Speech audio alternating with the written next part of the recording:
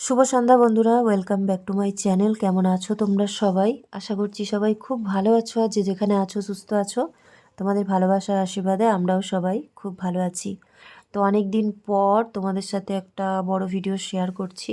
মানে ভিডিওটা আমি শর্ট ভিডিও করব বলেই করছিলাম, বাট দেখছি ভিডিওটা অনেকটাই বড় হয়ে গেছে। তারপরে ভাবলাম যে না, তোমাদের সাথে একটা বড় ভিডিও শেয়ার করি। কিন্তু লেন্থটা হয়তো তোমরা শর্ট ভিডিওরই দেখছো, কারণ আমি ব্লগ করব বলে সেরকম কিছু আমার প্ল্যানিং ছিল না। তো যাই হোক, আজকে অনেক দিন পর তোমাদের সাথে আমি একটা ভিডিও শেয়ার করছি। আশা করছি তোমরা সবাই খুব ভালো আছো।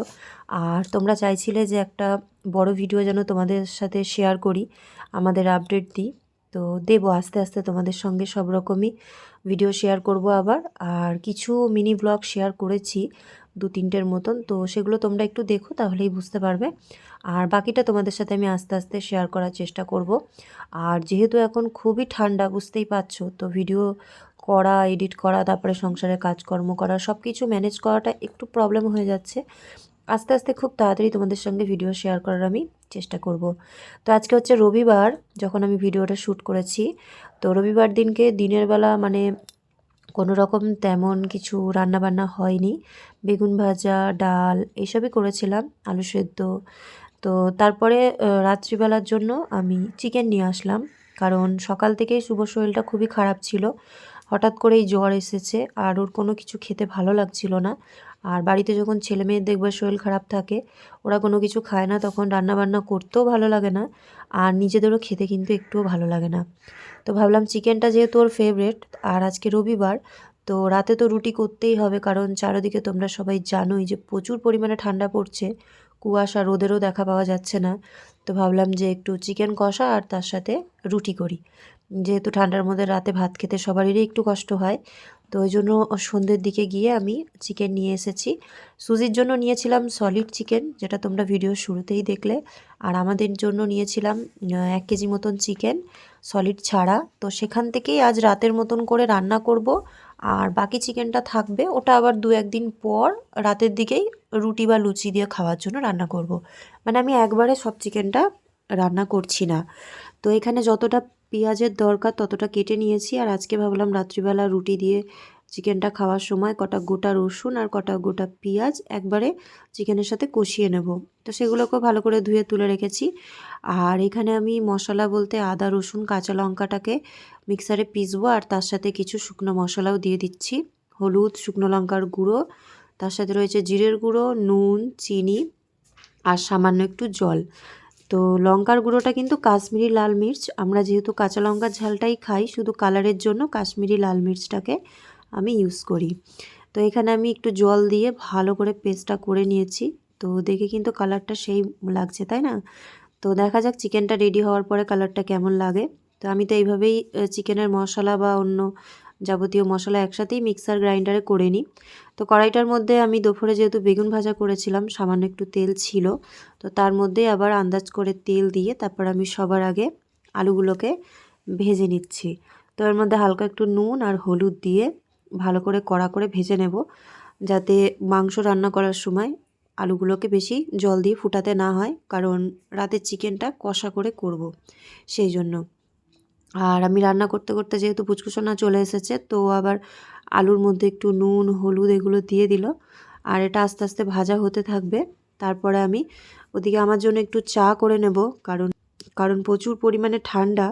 মানে কাজ করতে করতে কর্কেটের ঘরে আগুনের পাশে, তাও প্রচুর ঠান্ডা লাগছে। তো ভাবলাম একটু চা বসিয়ে নিই, আলুটা ততক্ষণ ভাজা হতে থাকুক।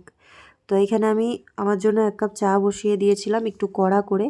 চাটা হয়ে গেছে, এবার চাটা খেতে খেতেই বাকি কাজগুলো করব। তো অনেক দিন ধরেই তোমাদের সাথে কোনো ভিডিও শেয়ার করা হচ্ছে না, আমাদের কোনো রকমেরই আপডেট তোমাদেরকে দিতে পারছি না। তবে খুব তাড়াতাড়ি তোমাদের সাথে ভিডিও শেয়ার করব। আর এই কটা দিনের মধ্যে ভালো মন্দ যা কিছু ঘটেছে সবই তোমাদেরকে আস্তে আস্তে বলবো। তো তার আগে দেখিয়ে দিই তোমাদেরকে, এখানে আলু ভাজা কিন্তু রেডি হয়ে গেছে। এর মধ্যে থেকে ওদের 2 ভাই বোনকেও দিয়ে দেবো 2-1টা করে আলু ভাজা খাওয়ার জন্য, যেহেতু ওরা আলু ভাজাটা খেতে ভালোবাসে।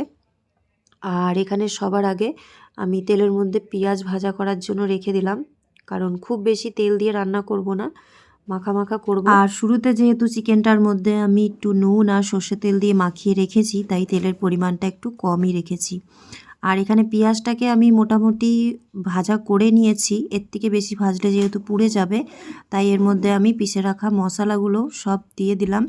এবার এটাকে নাড়াতে থাকবো, আর যেই গোটা পেঁয়াজ আর গোটা রসুন আমি ধুয়ে রেখেছি সেগুলো ওর মধ্যে দিয়ে দেবো, কারণ পেঁয়াজটা সেদ্ধ হতে বেশি সময় না লাগলেও রসুনটা সেদ্ধ হতে একটু বেশি সময় লাগে। আর তার মধ্যে টমেটো কুচি করেও দিয়ে দিলাম। তো আমার মতন করে কে কে রান্না করো অবশ্যই কমেন্ট করে জানাবে।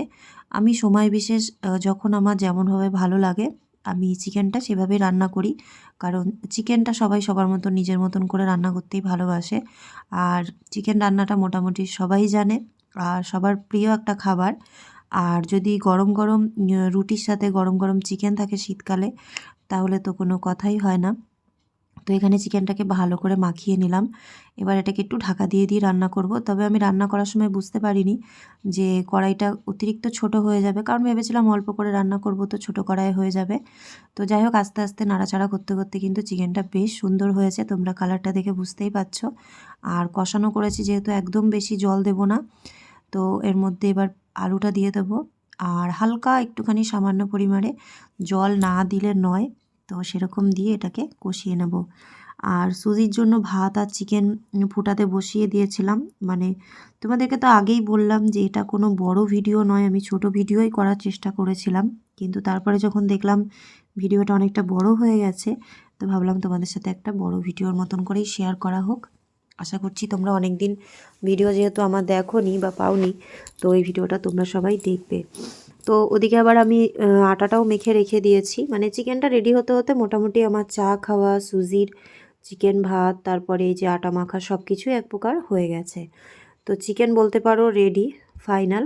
আর সামান্য একটু বাকি আছে, ততক্ষণে আমি রুটি কটাকেও বানিয়ে নিয়ে তারপরে গরম গরম রুটি, আর রাত্রিবেলা রয়েছে তার সাথে গরম গরম চিকেন। তো ফাইনালি চিকেন এখানে রেডি হয়ে গেছে, আর রুটিও একদম শেষ পর্যায়ে কমপ্লিট। তো আজকে রবিবার দিনের রাতের ডিনারটা দিয়েই তোমাদের সাথে একটা ব্লগ ভিডিও শেয়ার করলাম। কেমন লাগলো অবশ্যই কিন্তু কমেন্ট করে জানাবে, আর ভালো লাগলে পরে তোমরা এইভাবেই আমার পাশে থেকো।